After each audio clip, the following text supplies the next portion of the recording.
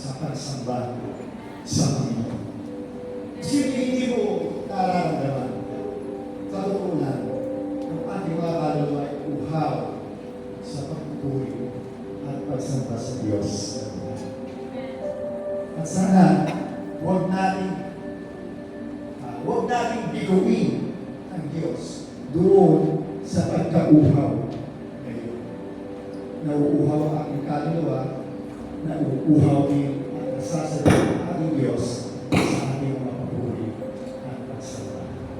Amen. Amen. Praise the Lord. Patuloy po natin sambahin ang ating Panginoon at akilangin ang ating Diyos na buhay. Amen. Praise the Lord. Patuloy po tayo sa pagsamba sa Kanya sa pamamagitan ng ating pagbibigay. Sinasabi po dito sa Lucas 6 verse 38. Magbigay kayo at kayo'y bibigyan din. Gustong takal, siksik, liglig at umakako pa, ibibigay sa inyo. Sapagkat ang panukat na ginagamit niyo sa iba ay siya rin gagamitin panukat sa inyo. Praise God, tunay ang Diyos ay nakakalaw sa atin ng mga pagpapala na galing sa Kanya. So, kailangan tayo po ay katulad po ng magsasaka kung paano po siya nagtatanim, siya po ay aanin ng ano. Kapag siya ay nagtanim ng konti, ano po ang aanin ng magsasaka? Konti din, diba? Kapag ang magsasaka naman ay nagtanim ng marami, ano po ang aanin niya? Marami, no? Praise God. So, ganyan po yung puso ng Panginoon. Gusto niya po na tayo ay umani ng kasagana, gusto niya tayo umani ng siksik, liglig at kabuong ako ng pagpapala. Gusto niyo po ba yun? Amen. So, praise God. Ano po ba ang tamang pagbibigay? Sinasabi po dito sa 2 Corinthians 9:7, ang bawat isa ay dapat magbigay ayon sa kanyang pasya, maluwag sa loob at hindi napipilitan lamang sapagkat iniibig ng Diyos ang nagbibigay ng may katalakan. Praise the Lord. Amen.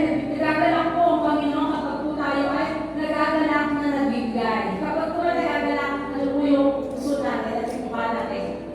Diba? Tayo ay masaya, nagagalak.